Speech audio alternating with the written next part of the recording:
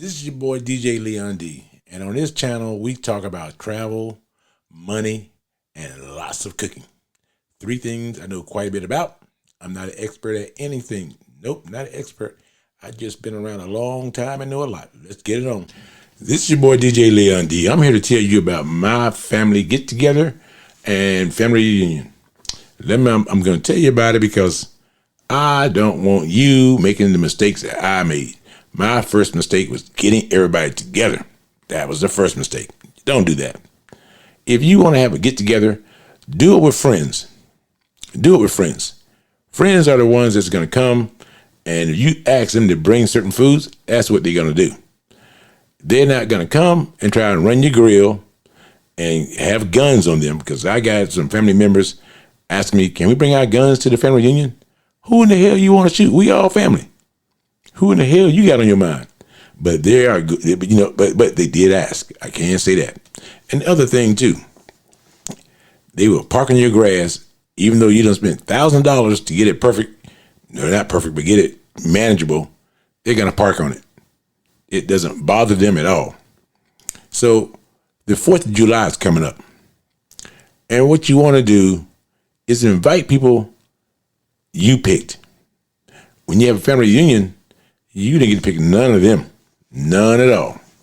They picked you, but you didn't get to pick them. And they are going to tell you how to cook things.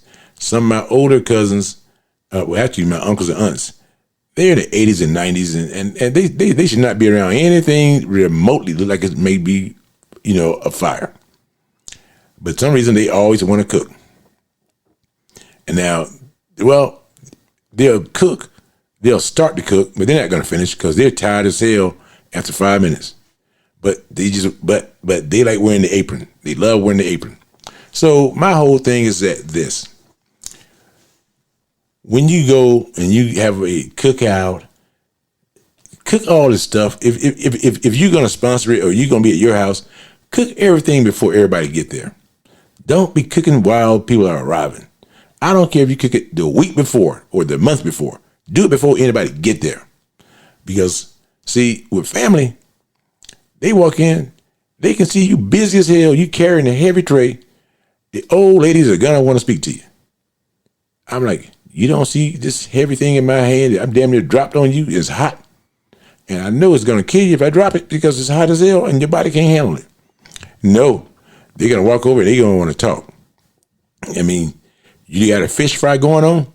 They are going to want to see what you're cooking. And some of them you invite, the first thing they ask you, who's coming? How in the hell you care about who's coming to a cookout? Either you come or you don't. And see, in family, they're going to just, well, I don't like so-and-so. Well, you know what? Stay home. And they be the first one to show up. They are the first ones to show up. And see, with friends and stuff, they're going to show up. Either they got time to come or they don't, but they're going to show up. If they don't show up because they're busy, they're doing things.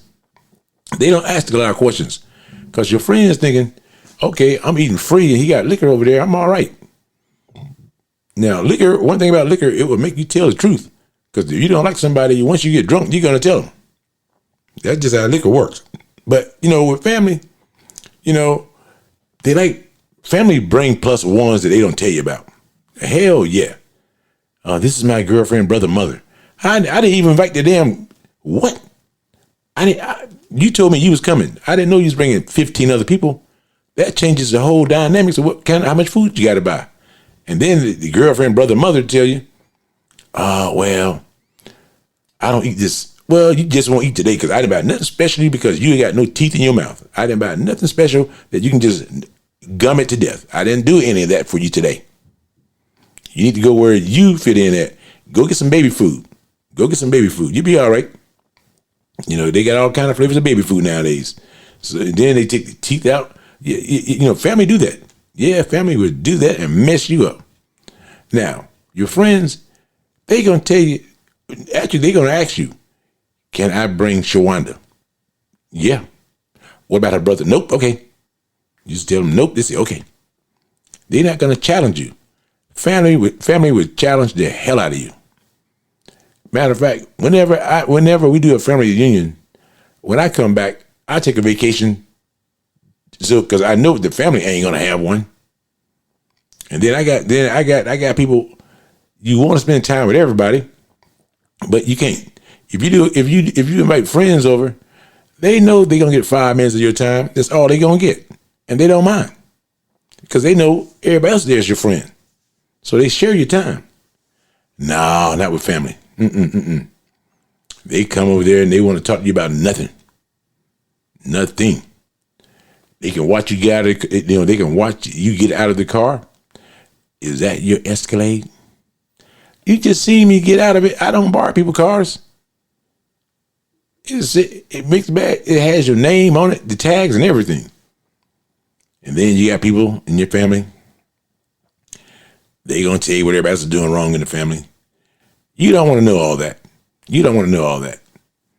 And then family always feel free to get drunk if the liquor's free. It doesn't bother them to get drunk and act the fool. Friends are always gonna be cool because they wants to get invited back again. Yeah. Hey man, I had a good time. I really enjoyed it. You go to your family, they carrying everything out of the damn kitchen. They bring their own to-go plates. Yes, they do. They bring their own to-go plates. They don't give a damn, and if they don't bring it, all your aluminum foil is gone. So I hide my aluminum foil. Family come over, I got tops and lids that fit the pans, the full-size pans and half-size pans. I got things that fit on top. I hide all of my aluminum foil, my plates, my dishes, all my knives and forks in the attic. Yes, sir, I hide them all in the attic because I know they do not like to climb. So they ain't going there. But anything you could remotely put food in, I hide. But my family, they very, very smart. They gonna use their fingers. You see them carrying out 3 ribs. Got them in their pocket. You say, damn, man, you got ribs sticking in your pocket? Yep. They're going to find a way. And that makes it tough to want to invite them. But the 4th of July, it's coming up. And by the time you see this video, it might already have happened, But the 4th of July is coming up, and my family would come there, and they would bring in extra bags. I'm talking about garbage bags, in case you throw something away. They're going to take something home. That's just the nature. They take it home, and they like to act you too. You going to eat the other ribs over there? I say tomorrow, well, hell, I'm going to eat them today. Because they're going to put them in their pocket. Hell, I got relatives that put ribs in back pockets and walk right past you. Like you don't see it. Yeah, that's just how my family rolls. But my friends, they're going to bring something there for you to drink, something for you to eat. I don't care. You tell them to bring a cake, they bring a cake. I tell them go to Costco because none of my friends can't cook. They can't bake. And their wives are even worse than they are. And see, the good thing about it, all the men in my family and the women in my family can cook. We can cook. But you got some of them, they can cook, but what they bring is not what they're good at. I got one cousin, he cooked one thing really, really well. Bacon only. He can cook bacon. Don't ask him to cook anything else. But what he brings, he's going to bring hamburgers. Pre-cooked already. Pre-cooked. I don't want a hamburger pre-cooked. This ain't damn McDonald's. But he's going to bring the stuff that you told him not to bring. That's just him. His mother's just as damn bad. She likes to bring collard greens with the stems in them. And it just winds me up. Because I'm like, hold it. If you're going to bring some collard greens, do it right. And then she's going to put a lot of vinegar in them. Yes, she is. And I just tell her, I say, listen, bring what you good at. You good at making cornbread. Bring cornbread. Nope. I am the test goat for something else. She's going to bring something else, and it ain't going to be good. But I'm like, you can cook, just not what you brought. And then they don't bring enough for, they don't bring enough for everybody. They bring enough just for them. I'm like, you cook 3 cornbread muffins, 3 small muffins. You didn't think to fill up the other trays on that pan with batter? That's just how she rolls. Well, me and my husband and my son, we all want cornbread. Well, we want cornbread too. You got collard greens over there with it. You got some cabbage with it. I mean, bread, you could at least put it in the oven twice and made like 40 of them. But no, you made 3. So friends, if you say bring 40 of them, they bring in 40 of them. They try and bring enough so that everybody got a little bit of something. And then you get people, family that like to cut the cornbread. You only got 3 of them among 150 y'all. They want to cut it in half, put the other half in their pocket and eat half. And then they tell you, I got a lot more batter at home. Yeah, that's doing us a whole lot of them good here. But 4th of July, I like it because I'm never around family. That way I don't get frustrated. Now, like I said, I love my family, but there are times where I'm just mad as hell. I'm just as guilty as they are. And they probably as mad at me for asking me why I wanted them to bring something for everybody. Now, the one thing that my family do like a lot is desserts. I'm not a dessert person. My family loves desserts. They have fun with desserts. And I like homemade desserts if I eat a dessert. I can go buy my own dessert in Costco if I want a Costco cake or whatever. I like your spin on it. But, the thing that always gets me is that I got an auntie, she cooks very, very well. But she never cooks the same thing the same way. It's all hit and miss. There's some times you're going to eat her food and you say, oh, man, this is great. And then you eat the same thing again like meatloaf. I say, well, why the meatloaf taste different? Oh, well, this time I used duck fat.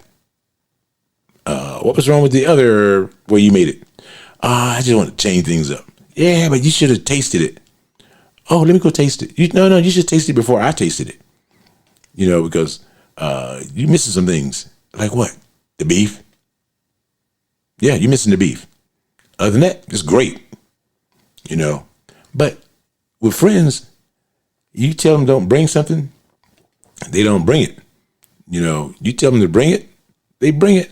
But one thing about friends, though, sometimes some of my friends, they let their wives cook. Man, I'm going to tell you, man, your wife can't cook. And see, if you grow up eating bad food or bad tasting food because your mama can't cook or your daddy can't cook or whatever, you going to marry somebody who can't cook. Yeah, because you done had bad taste buds your whole life. You going to marry somebody who can't cook. I tell my friends all the time. I say, man, I feel bad for your kid. Why? What's wrong with him? He got to eat the shit your wife cooking. Every kid should grow up saying my mom can cook good. Now, every kid says that, but that ain't true. That is not true. It's kind of like my wife. Sometimes she'll change the recipe. She'll change the recipe on something she's very good at, like lasagna.